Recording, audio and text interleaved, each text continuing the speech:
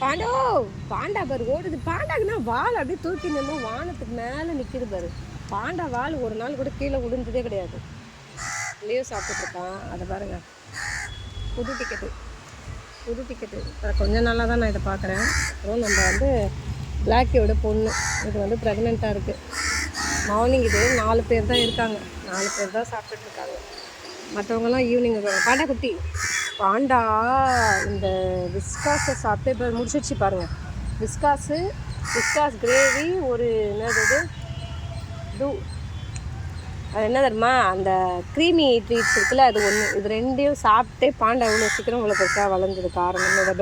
அதை இன்னும் கொஞ்சம் விடாமல் சாப்பிட்டுப்பேன். ஒரு பேக்கெட் 50 ரூபா, ஒரு நாளைக்கு 50 ரூபா. அது ஒரே ஒரு பேக்கெட் மட்டும் நான் வாங்கி போடுறது. 30 நாளைக்கு என்ன ஆச்சு? யாருன்னா டொனேட் பண்ணலாம்ல இந்த குழந்தைங்களுக்கெல்லாம்.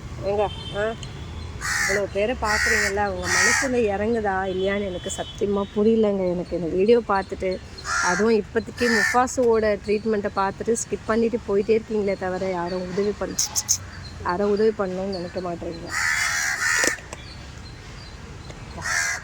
எடுத்துகிட்டு போ சார். லியோ உனக்கு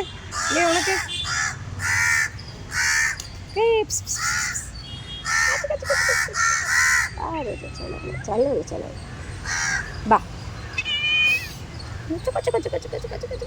पांडू